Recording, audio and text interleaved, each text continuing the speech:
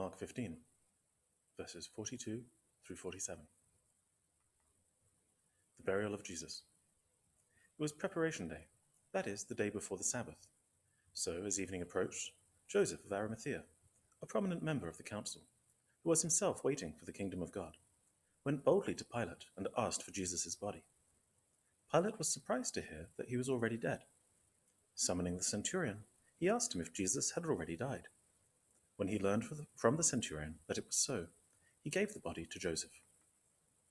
So, Joseph bought some linen cloth, took down the body, wrapped it in the linen, and placed it in a tomb cut out of rock. Then he rolled a stone against the entrance of the tomb.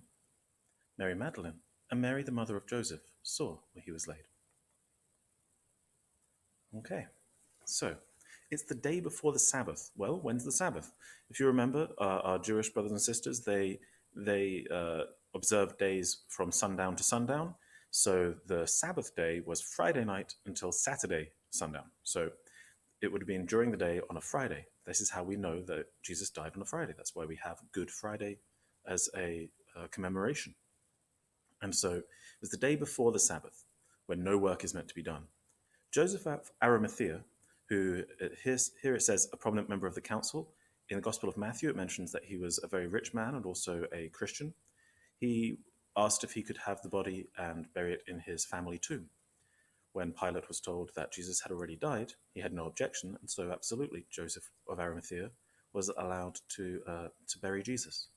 And so he does so, and so that's why we have that imagery of that tomb, the big hole in the rock, the hole in the ground, as it were, with a big rock rolled in front of it, because that's exactly how it's described in the Gospel accounts.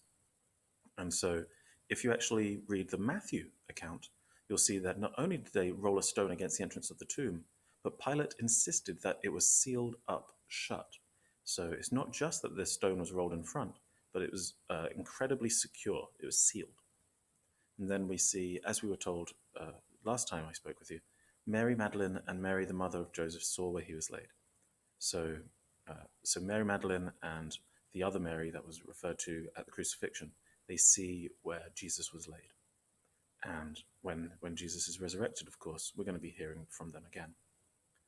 So not a lot really there to tell you about other than Joseph of Arimathea. This is his moment. This is his chance to show that he is willing to serve. And once again, we have that theme of service that goes throughout the entire Gospel of Matthew. We see it one more time here with Joseph of Arimathea. So there we are, and I will see you again in chapter 16.